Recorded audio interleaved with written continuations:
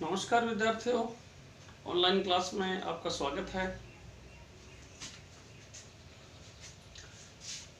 राजनीति विज्ञान की जो अपनी क्लास है उसका आज का टॉपिक है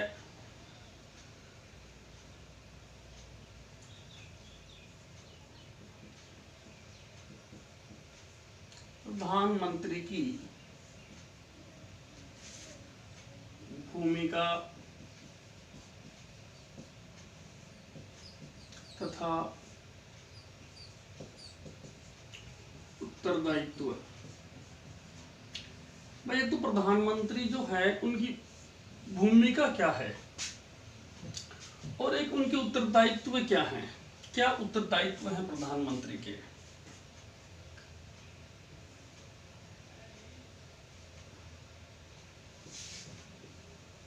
प्रधानमंत्री शासन की वास्तविक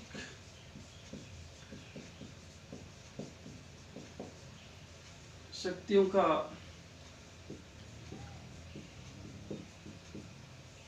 प्रयोग करता है। वह राष्ट्रपति तथा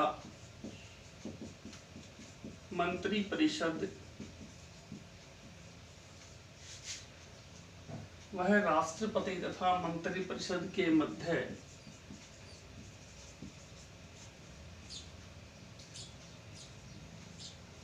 कड़ी का कार्य करता है।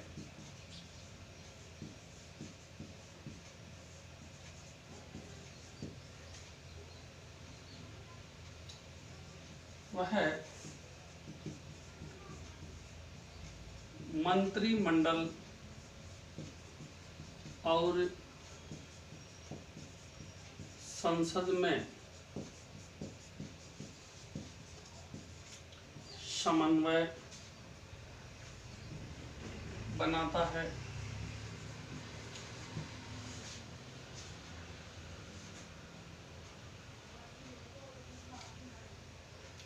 वह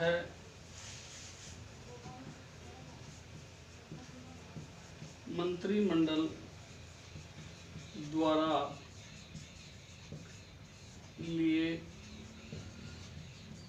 फैसलों से संसद को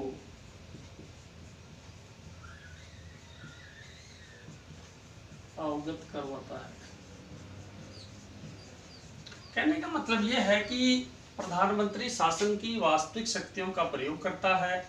वह राष्ट्रपति तथा मंत्रिपरिषद के मध्य कड़ी का कार्य करता है। मतलब इन दोनों के बीच एक कड़ी का काम करता है। वह मंत्रिमंडल और संसद में समन्वय बनाता है। वह मंत्रिमंडल द्वारा लिए फैसलों से संसद को अवगत करवाता है। भाई, संसद को मंत्रिमंडल ने जो भी, क्योंकि मंत्रिमंडल की बैठक में ये तो है नहीं कि भाई सभी शामिल होते हैं। क्योंकि एक चीज मैं आपको बता दूं थोड़ी, हालांकि मैंने पता ही नहीं है, ये चीजें यहाँ तक हो गई।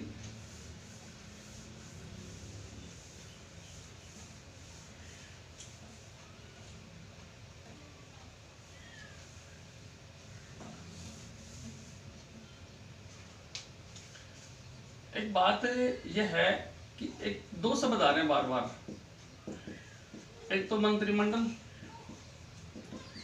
और एक मंत्रिपरिषद।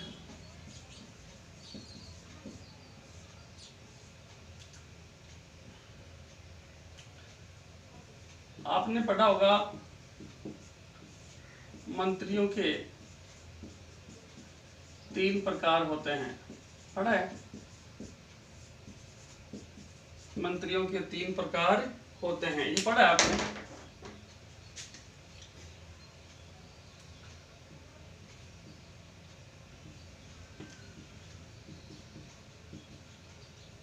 कैबिनेट मंत्री,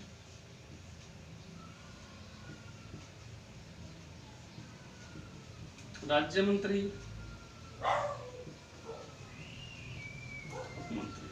तीन हो गए। विद्यार्थियों, जानकारी के लिए सबसे बड़े मंत्री यही हैं। इन कैबिनेट मंत्रियों के अधीन कुछ राज्य मंत्री और कुछ स्वतंत्र प्रभार वाले मंत्री होते हैं। ये उप मंत्री इनकी हेल्प करने के लिए होते हैं। इनका समूह, ये जो सुप्रीम है, इनका समूह है मंत्रिमंडल कहलाता है। कैबिनेट मंत्रियों का समूह मंत्रिमंडल कहलाता है। और बात कर ले हम इन तीनों की, मतलब सभी की, तो ये कहलाएगा, मतलब इन सभी को एक रूप में कह सकते हैं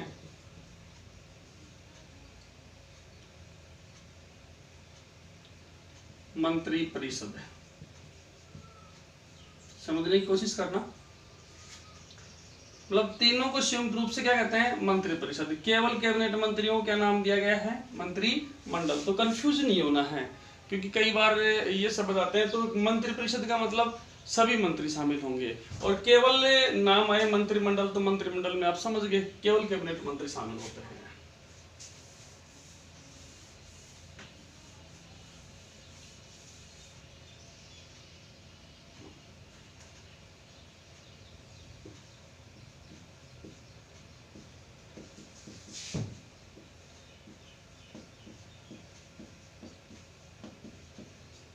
विभागों का आवंटन।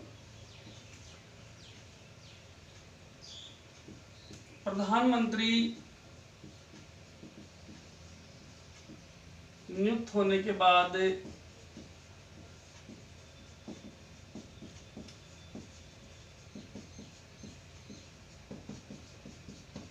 मंत्री परिषद का गठन करता है,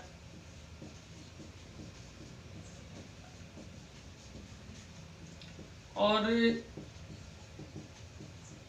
उसी के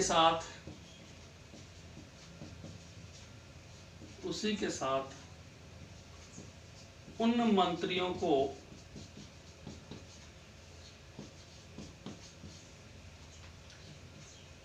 विभागों का आवंटन करता है।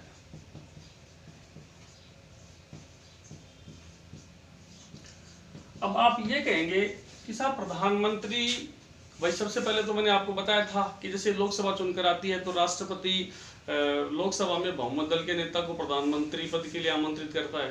एक बात, प्रधानमंत्री की सलाह से राष्ट्रपति अन्य मंत्रियों की नियुक्ति करता है, दो हो गई। अब प्रधानमंत्री विभागों का आवंटन करेगा। सर विभाग हम समझे नहीं, विभागों का आवंटन का मतलब है वित्त मंत्री कौन होगा, रक्षा मंत्री कौन होगा, गृह मंत्री कौन होगा, कृषि मंत्री कौन होगा, ठीक है, विदेश मंत्री कौन होगा,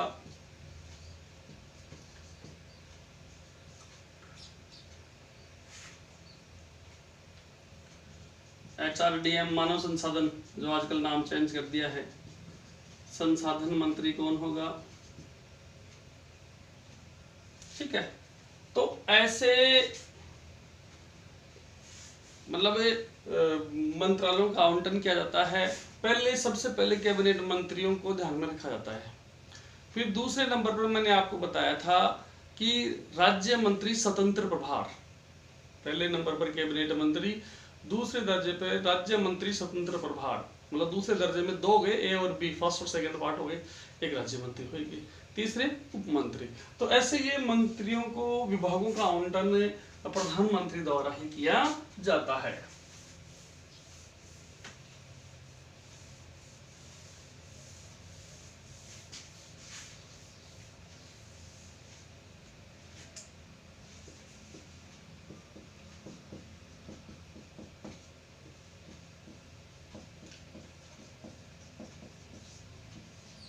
विभागों का प्रभारी, विद्यार्थियों ज्यादा समझने की जरूरत नहीं है।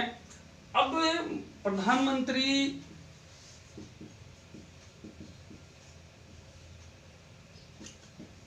सभी विभागों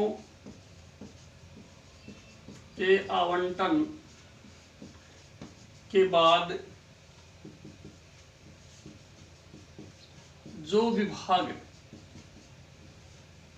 बच जाते हैं।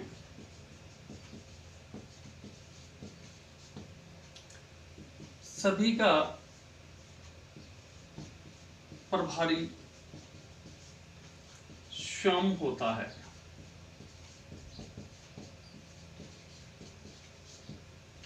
अब समझो क्या कह रहा है कि प्रधानमंत्री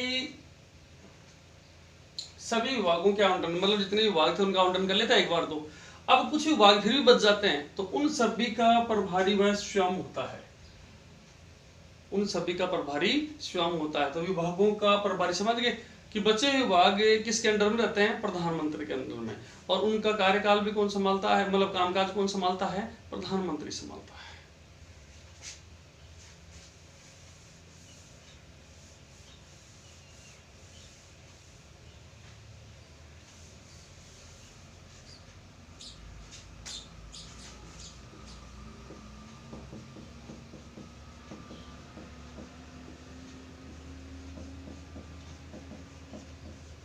मंत्रिमंडल समझाने की जरूरत नहीं, अभी समझाया था मैंने। कौन से स्तर के मंत्री होते हैं? कैबिनेट स्तर के, जिनको आप बड़े मंत्री भी कह सकते हैं। ओके, इन सभी मंत्रिमंडल का जो समूह होता है, इस समूह का मुखिया प्रधानमंत्री होता है। इस समूह का मुखिया प्रधानमंत्री होता है। प्रधानमंत्री की बिना परमिशन के कोई भी एजेंडा तैयार नहीं होता है। मतलब कोई एजेंडा तैयार करना है, कोई कार्यसूची तैयार करनी है, ठीक है, तो मंत्रिमंडल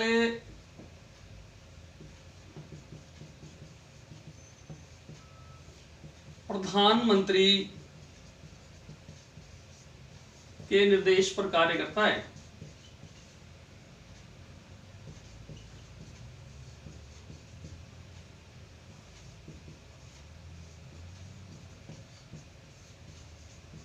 किसके निर्देश पर काम करता है भाई?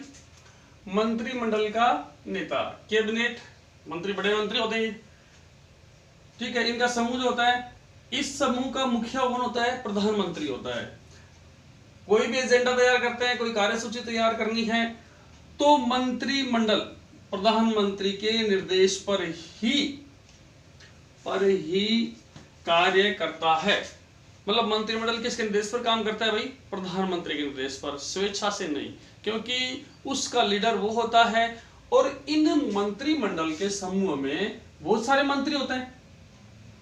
कल आपने पढ़ा होगा कि मतलब टोटल मंत्री परिषद में लगभग 82 मंत्री होते हैं। इनमें समन्वय, एक चीज बाहर निकल के आ रही है, समन्वय। सर समन्वय का मतलब इनमें कॉम्बिनेशन, क्योंकि सरकार के मंत्री हैं सारे, तो एक दूसरे की टांग खिंचाई नहीं कर सकते। और अगर ये ऐसा करते हैं तो फिर सरकार नहीं चलेगी, क्योंकि हम खुद सरकार चलाने वाले और हम खुद एक दूसरे की टांग खींच रहे हैं, तो शासन कैसे चला पाएंगे हम? तो इनमें कॉम्बिनेशन, समन्वय बनाने का काम भी किसका है? प्रधानमंत्री का है। इनके लिए एजेंडा तैयार भी कौन करता है? प्रधानमंत्री करता है। मतलब जैसे वित्त मंत्री को प्रधानमंत्री ही एडवाइस करता है, सलाह करता है कि आपको ये वित्त विधेयक सदन में रखना है। रक्षा मंत्री है, उनको एडवाइस प्रधानमंत्री करता है। विदेश मंत्री है, या अपना एग्रीकल्चर मिनिस्टर, कृषि मंत्री है आपका, या फिर अन्य जो भी हैं, उनको विधेयक रखने के लिए या फिर अन्य किसी विधेयक के लिए उसको प्रधानमंत्री ही एडवाइस करता है, और उसी के निर्देश पर आगे कार्यवाही होती है। तो हम ये कह सकते हैं कि मंत्रिमंडल का नेता कौन होता है? प्रधानमंत्री होता है।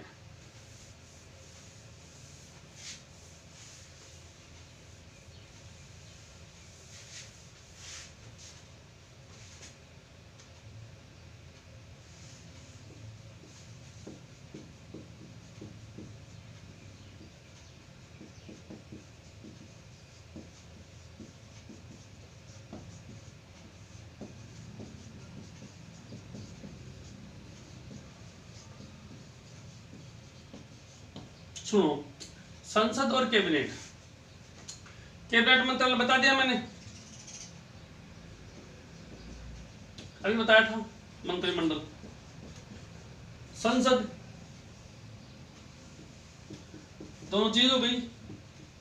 लोकसभा और राज्यसभा। हो गया, चलो साहब एक चीज तो ये हो गई। अब बात करते हैं कैबिनेट के बीच की कड़ी। इन मंत्रिमंडल का जो डिसीजन है, इन्होंने जो भी एजेंडा तैयार किया है उसकी जानकारी यहां तक पहुंचाने का काम किसका है भाई? प्रधानमंत्री का है। मतलब इनके बीच की कड़ी, मंत्रिमंडल के जो डिसीजन है, मंत्रिमंडल ने जो एजेंडा तैयार किया है यहां तक पहुंचाने का काम इसका है। इनमें कॉम्बिनेशन बना करके, और इन्होंने जैसे मान लो इनके द्वारा कोई भी चॉइस रखी गई है तो उसकी जानकारी मंत्रिमंडल तक पहुंचाने का काम भी किसका है? प्रधानमंत्री का है। मतलब इनके बीच की एक कड़ी है, कौन? प्रधानमंत्री।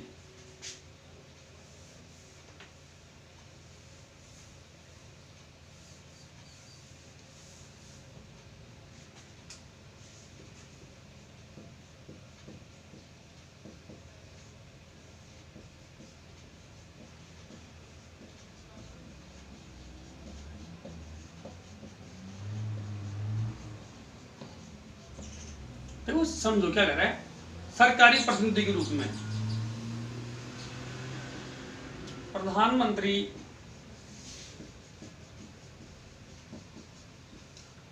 सरकार का प्रतिनिधि होता है या फिर प्रतिनिधित्व करता है।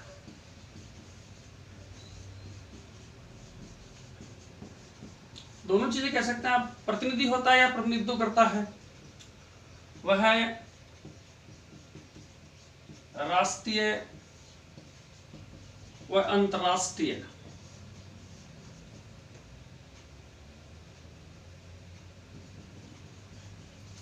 स्तर पर सरकार का प्रतिनिधि होता है।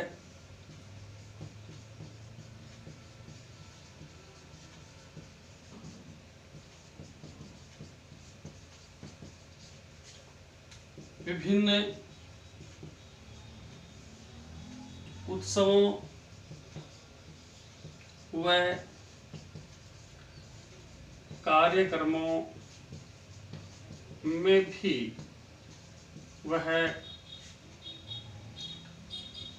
सरकार का प्रतिनिधित्व करता है।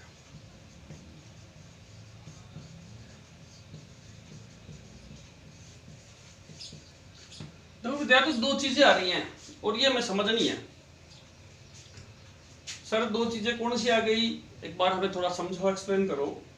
प्रधानमंत्री सरकार का प्रतिनिधि होता है, ठीक है, या फिर प्रतिनिधित्व करता है। वह राष्ट्रीय व अंतर्राष्ट्रीय स्तर पर सरकार का प्रतिनिधित्व करता है, प्रतिनिधि होता है। विभिन्न उत्सवों व कार्यक्रमों में भी वह सरकार का प्रतिनिधित्व करता है। ठीक है, मतलब वो उस का एक भागीदार बनकर के वहां पहुंचता है। अब एक चीज मैं बता दूं, थोड़ा समझा दूं आपको।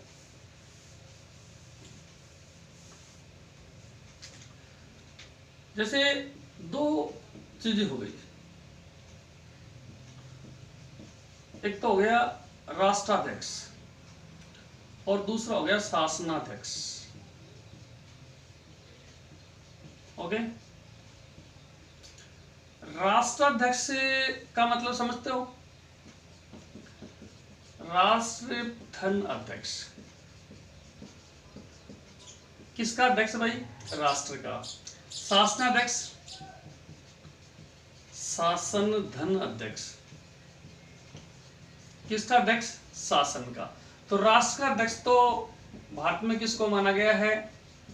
राष्ट्रपति को। बता चुका हूं, एक्सप्लेन भी हुआ कई बार। शासनाध्यक्ष माना गया है प्रधानमंत्री को। तो जब भी शासन से संबंधित कोई कार्यक्रम उत्सव होंगे उनमें ये इनकी भागीदारी रहेगी, या राष्ट्रीय या अंतर्राष्ट्रीय स्तर पर ऐसा कोई मीटिंग्स या कोई आयोजन होगा उसमें ये संभालेंगे, और राष्ट्राध्यक्ष लेवल का काम होगा उसमें राष्ट्रपति संभालेंगे। तो एक चीज ये हो गई आपकी।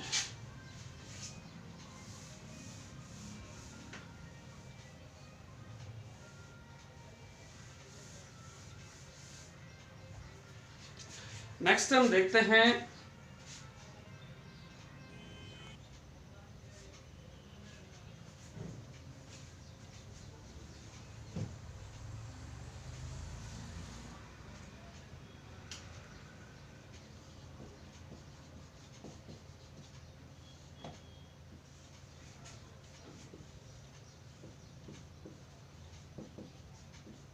प्रधानमंत्री शासनाध्यक्ष के तौर पर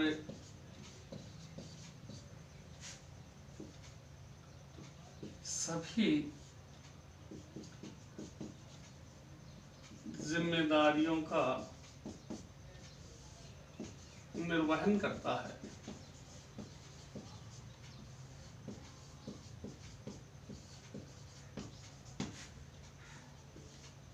वह नीति आयोग का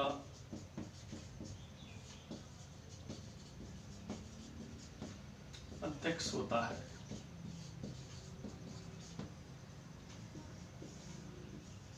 वह संसद व मंत्रिमंडल के मध्य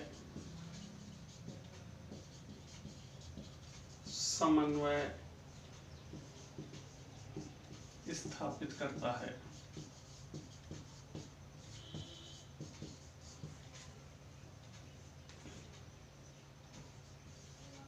वह राष्ट्रपति व संसद के मध्य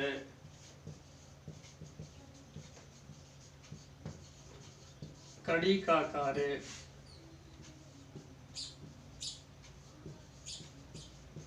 करता है।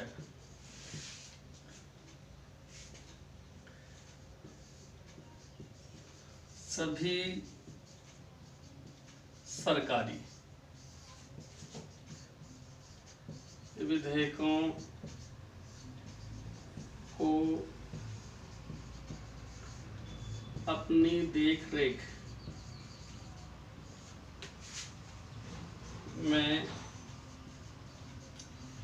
सदन में प्रस्तुत करवाता है। सुनो, प्रधानमंत्री की शक्तियों के कुछ बिंदु, हालांकि हमने देख लिया बहुत सारा कि भैया मंत्रिमंडल का गठन करता है, उनको विभाग आवंटित करता है, उनके बीच में शासनाध्यक्ष के तौर पर अपना कार्य भी संभालता है। ये काफी चीजें हमने पढ़ी हैं, लेकिन फिर भी कुछ ऐसे बिंदु जो देख लेते हैं एक बार। प्रधानमंत्री शासनाध्यक्ष के तौर पर सभी जिम्मेदारियों का निर्वहन करता है। वह नीति आयोग का अध्यक्ष होता है। पहले ये योजना आयोग था, आजकल इसका नाम बदलकर 1 जनवरी 2015 को क्या कर दिया गया भाई, नीति आयोग। ठीक है, हाँ, इसका पूरा नाम है national institute of transforming India, राष्ट्रीय भारत परिवर्तन संस्थान। वह संसद व मंत्रिमंडल के मध्य समन्वय स्थापित करता है। वह राष्ट्रपति व संसद के मध्य कड़ी का कार्य करता है। सभी सरकारी विधेयकों को अपनी देखरेख में सदन में प्रस्तुत करवाता है। मतलब ये शक्तियां किसके पास है? ये प्रधानमंत्री के पास है।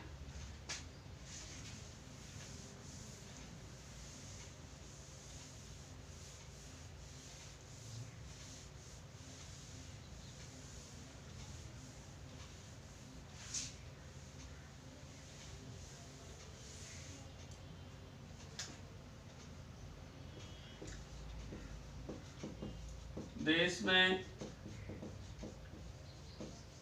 राहत व आपदा के समय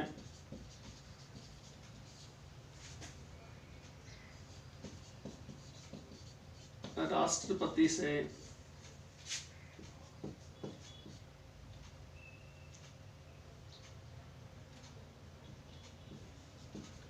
धन की मांग करके राहत पहुंचाता है।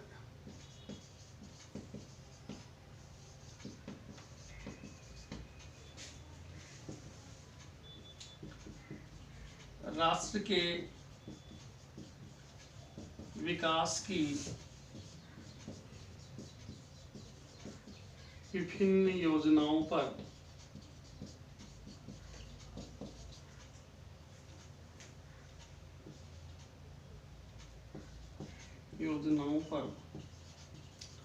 मंथन करके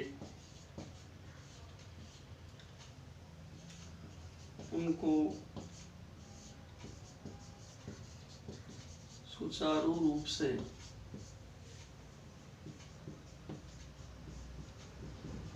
लागू करने का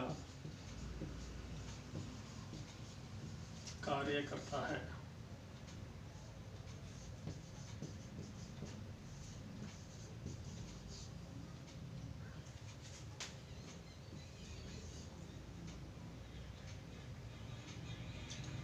एक देश में शासन व्यवस्था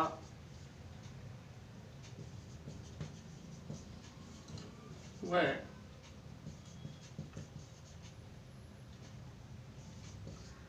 संवैधानिक तरीके से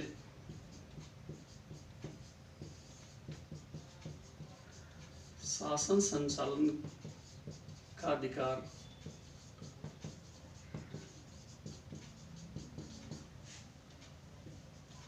प्रधानमंत्री के पास ही होता है।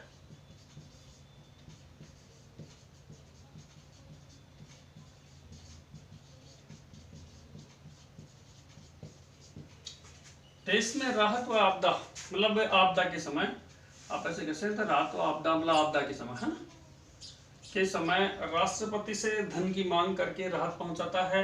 राष्ट्र के विकास की विभिन्न योजनाओं पर मंथन करके उनको सुचारू रूप से लागू करने का कार्य करता है। एक देश में शासन व्यवस्था व संवैधानिक तरीके से शासन संचालन का अधिकार प्रधानमंत्री के पास ही होता है।